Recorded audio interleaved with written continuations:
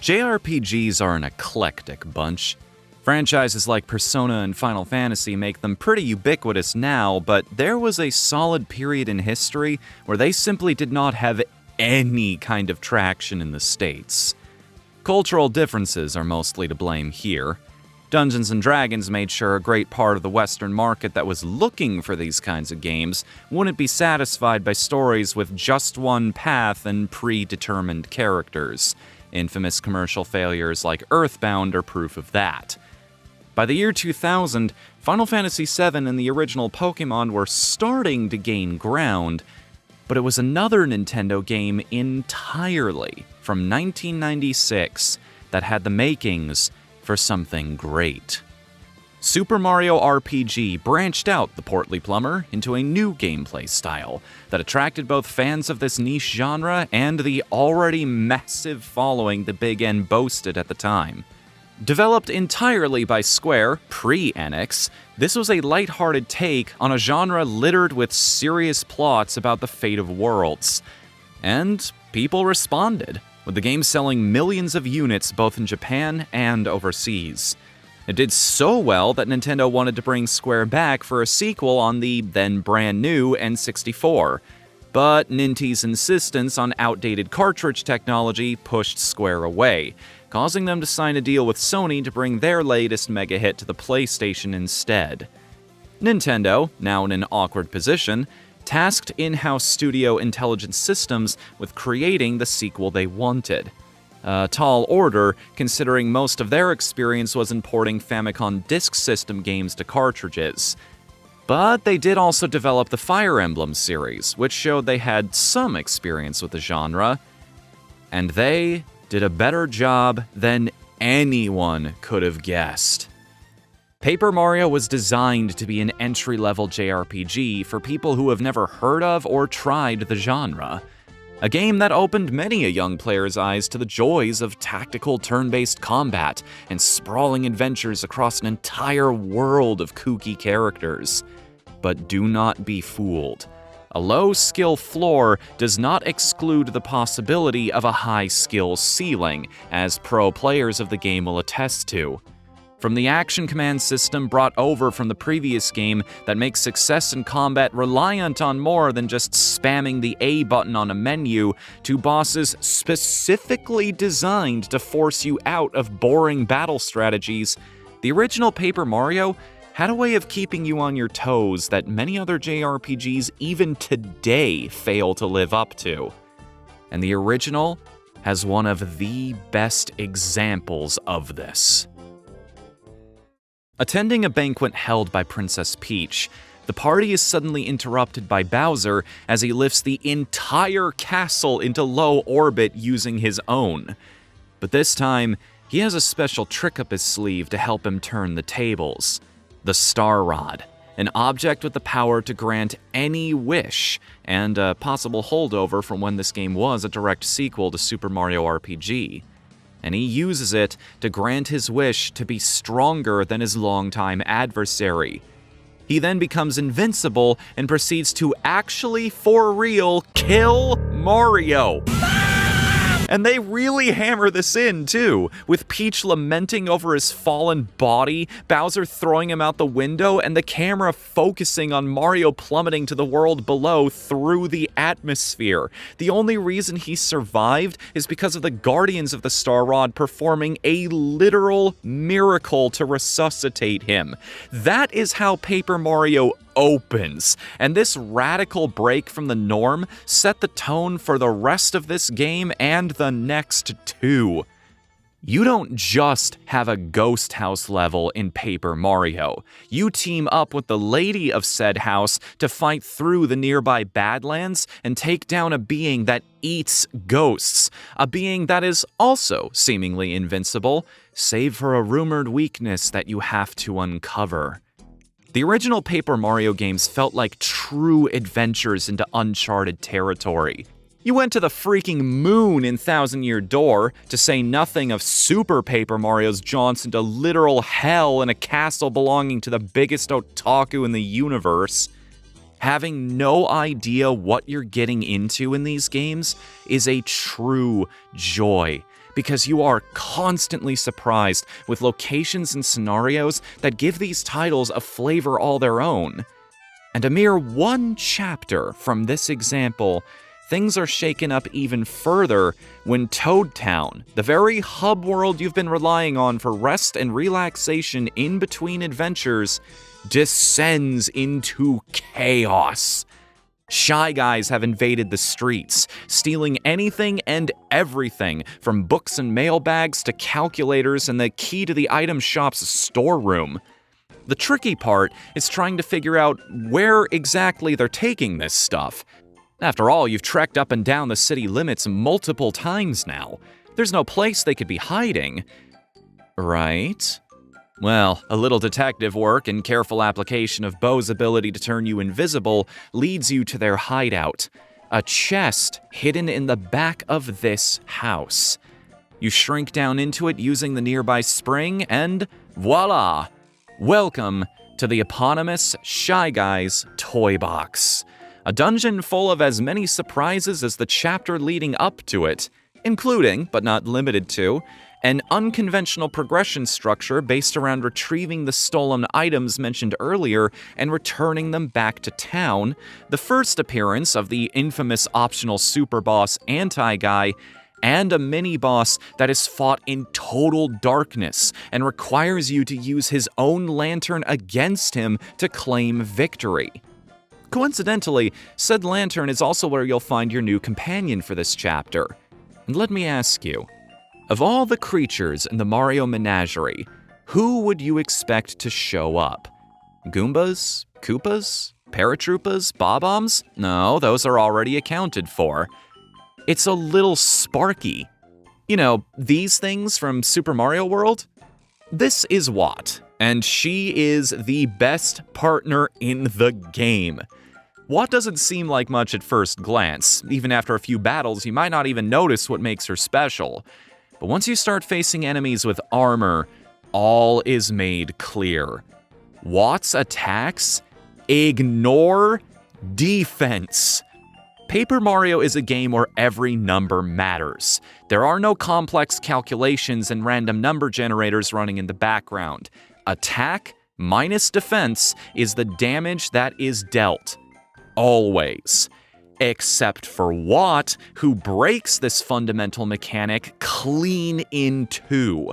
On the ground, in the air, on the ceiling, baby son don't care. She can also paralyze enemies, canceling several of their turns and giving you ample time to fight back. That was really bad, I'm sorry.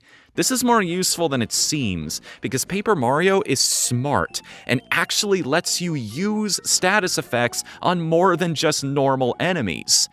And if you manage to power her up, she can return the favor to Mario, increasing his attack power for several turns in the middle of battle. And all of this is wrapped up in a delightfully innocent and upbeat little character. And bear in mind, Watt is a baby. How powerful are her parents? I want to see that. So we've got the most interesting chapter yet and the most powerful party member yet. The stage is set for a real challenge to come your way. And once you reach the very deepest depths of the box, it is waiting for you. This is General Guy, a multi-phase battle against the most elite troops the toy box has to offer. Save Anti-Guy, but I don't think he answers to anybody. Normally, I'm not a fan of bosses that call in minions during their fight, especially in action games. You've already balanced an encounter around being a one-on-one affair, so throwing in even more variables just feels like a cheap and arbitrary way of ramping up the difficulty. I give a pass to this fight for 4 reasons. 1. It's a turn-based RPG, and additional mobs are way easier to manage thanks to attacks designed for big groups. 2. It's thematic. He's a general. Having to fight through a literal army first not only makes perfect sense, but feels super empowering. 3. None of these are enemies you've fought before. The Shy Squad is a massive swarm of foes that can really pack on the damage if you're not careful. Luckily, you move first, and the squad gets weaker as it loses members. So as long as you go hard on the offensive right out the gate, or are really good with timing the A button to block their hits, you'll be fine. That's when the general himself rolls up in his fancy toy tank to introduce you to his special battalions. And this is reason 4. General Guy is not part of this battle until he runs out of minions. This makes them feel less like a haphazard addition and more of an organic part of the fight. They, and the unique challenge they provide, stand on their own. Speaking of standing, you can knock these guys down a peg by using a jump, removing their stilts and turning them into normal Shy Guys. After that, you face down a duo of Shy Stacks, who are kinda beefy, deal pretty respectable damage, and add a little more humor and character into the fight as they stack up. But you've fought stacked enemies before, and most of the same tricks work here. Your buddy Cooper's Shell Toss and Power Shell can shorten the stacks, making any of their own attacks weaker, which leaves only the General himself. Think you're clever for making it this far, eh? Check your stats again. How much damage did you take? How many flower points did you spend on special attacks for the rabble, not even thinking of saving them for the toughest enemy yet? Do you have any star power left, or was it all burned on the amazing multi-enemy attack you got in Chapter 3? The real trick General Guy pulls is his fight being a battle of attrition. He practically forces you to utilize all kinds of resources to do well, and we haven't even talked about the role Mario himself plays in that yet. Most RPGs are very long affairs by nature, and are therefore prone to stagnation. Most tackle this issue by offering you different character types, aka classes, and even class changes that offer new and more powerful skills as your characters advance through their own personal journeys. Paper Mario solves this problem both with a steady flow of fresh party members and its badge system. Badges can be equipped to Mario like weapons or armor, offering him special abilities in and out of battle. Everything from higher strength and resilience to moves that radically change his talents in combat. Use 2 items at once, be alerted to hidden collectibles when you enter a room, relax the timing on defending against enemy assaults, or even get a stronger block altogether.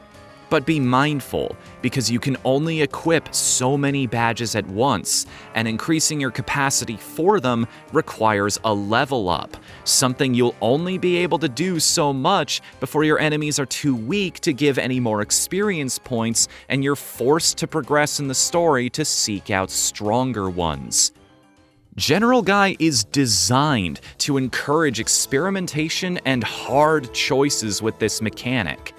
Do you take strong attacks like multi-bounce into this fight to deal with his minions more easily? Or a powerful single-target attack for the tank? Do you spend a tremendous amount of real estate on making Mario generally stronger or more durable? Or maybe you like the thrill of one that causes attacks to completely miss on occasion? Even better, dedicated players are strongly rewarded for their diligence in this fight.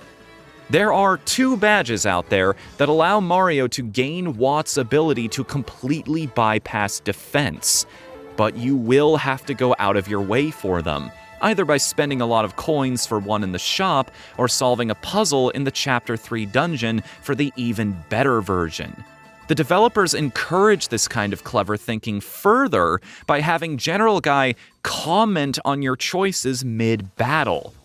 In his utter arrogance, he chews you out for using these abilities, claiming they are cheating and that you're violating the rules of war. War has changed. Those are pretty big words for someone that has their own suite of dirty tricks. That light bulb on the back of the tank isn't just for show. It can unleash a nasty lightning bolt attack that hurts Mario and his partner a lot. Remember that ally life bars weren't a thing until Thousand Year Door. Here, your partners are incapacitated for a number of turns equal to the damage they take. Unless you're Watt. You fool!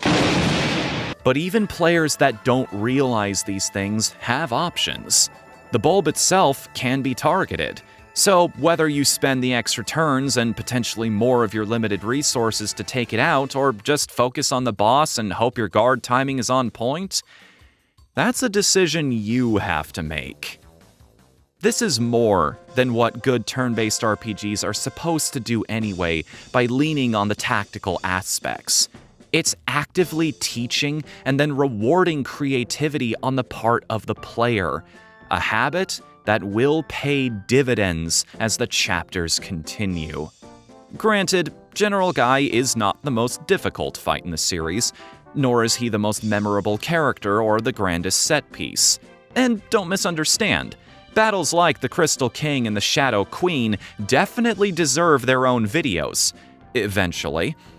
But there is so much smart design here, so much care and attention poured into this one encounter that I can't help but respect it. General Guy is everything a good RPG boss should be. A textbook example of how to engage a player with your game's systems and think about them on a deeper, more critical level. The most underrated encounter in all of Paper Mario.